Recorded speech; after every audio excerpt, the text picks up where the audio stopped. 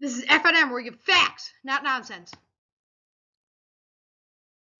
All right, so our storyline today, Donald Trump's criminal trial related to falsifying business records to cover up an affair with porn star Stormy Daniels continued with jury selection today.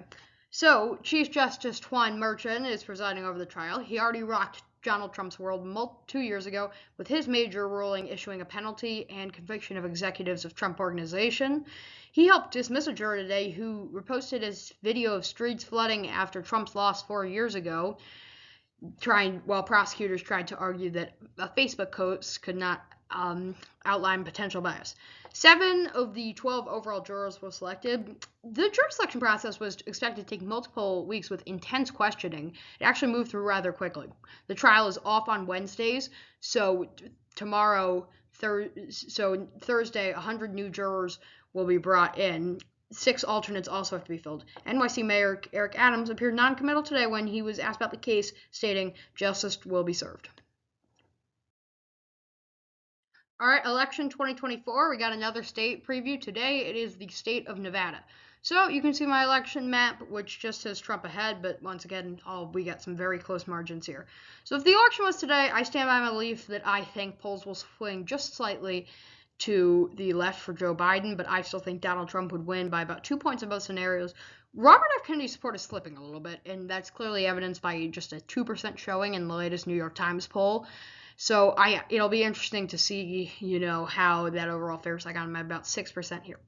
Into the Senate race, and I think down ballot races, especially for control of the Senate, which could be very tight this year, are going to be very interesting.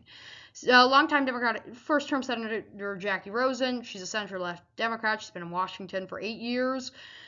She's leading the polls over Army veteran Sam Brown, a conservative Republican who sustained substantial burns and nearly died in an IED explosion in Afghanistan, who has significantly come back from that to, maybe win. And he's definitely got a real fighting chance. Nevada's gone blue every year since 2008. All right, news for April 16th. The U.S. House and Speaker of the House Mike Johnson officially sent articles of impeachment for Homeland Secretary Alejandro Mayorkas to the U.S. Senate.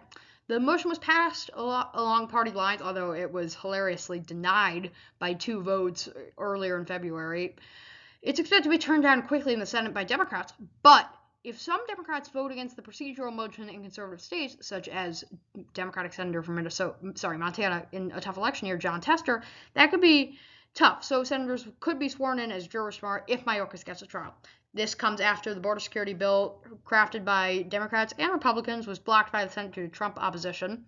Despite this, Mike Johnson said his reasons for impeachment were that Mayorkas directed department employees to violate U.S. immigration laws and argued that the administration's use of parole authority was unlawful.